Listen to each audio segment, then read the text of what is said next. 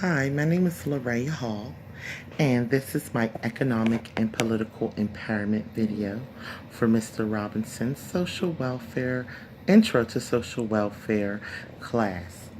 This video will demonstrate examples of grassroots political organizing, gender equality, civil rights, and social inclusion. Now, when we think of grassroots political organizing, I'd just like to think of just the word grassroots. This can be thought of in a literal physical sense, like the bottom or the lowest level of a tree, which or it could be underground, which the roots are underground, which are hardly ever noticed or given enough attention, but it's probably the most essential part of the tree, needed for growth and the overall health and lifespan of the tree or the plant.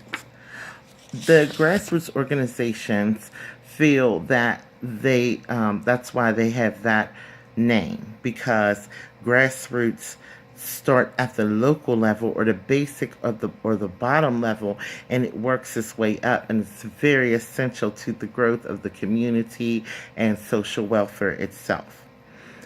They can begin at a specific organization, mostly community based, motivating local residents of that particular community to get involved in taking political action. And grassroots organizations can do things as simple as making phone calls or emailing people to receive support for a certain political movement, as well as just getting out in the community and talking to people directly face to face. Maybe just walking through the community and handing out flyers, or just talking to people about whatever issue may be going on at the time or whatever movement you're trying to promote. Also, creating petitions is also an example of grassroots political organizing. You can be getting signatures for these petitions, and holding meetings or large demonstrations or protests is also part of that. A popular organization called Grassroots Campaigns demonstrated these efforts by engaging with those everyday people who were not high up on the chain, so to speak. Just people like myself who are just everyday citizens. They created a staff within 40 cities that canvassed for the Democrats and dealt with organizations that deal with specific issues, and actually created a mass amount of people to and raised awareness to vote for our last president, Barack Obama. Now, gender equality organizations practice these same techniques, but with initiatives to integrate all genders into the workplace. They're raising awareness on injustices. And such organizations as MAP, or the Movement Advancement Project, work towards social and economic justice.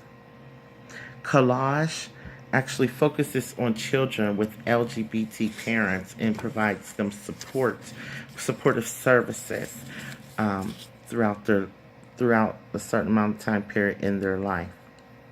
There's also a gay and lesbian Victory Fund and Leadership Institute, and they work for the LGBT community and within politics, and they strive to change the amount of leaders that are LGBT individuals. Now, the largest civil rights organization, which is the Human Rights Campaign, supports these LGBT efforts, and they also help with improving LGBT equality. The support of families and advocating for equal rights and benefits within the workplace is where most actually start to create change to protect rights and promote equality. These and other civil rights movements depend mostly on grassroots efforts focused on basic rights and freedoms of speeches. Therefore, embracing social inclusion.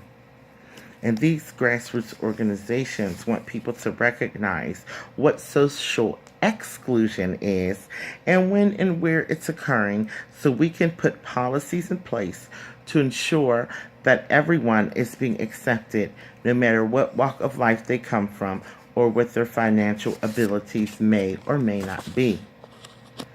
Now, as social workers, we can assist with redistribution of power by raising awareness about issues within whatever demographic or community they may be serving at the time, and bring in needy funding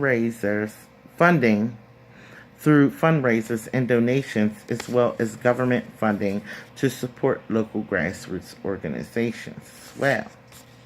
And they're taking action also to challenge power relations is important in redistribution of power, and fighting for equal wages is a part of that as well. And just bringing people together for a cause is what social workers do to redistribute power. Whether it be protesting a business for unjust treatment or demanding schools to be built for children in a community that don't have enough schooling available, or just demanding fair housing rights within a certain community. Social workers are taking back the power by advocating for the people.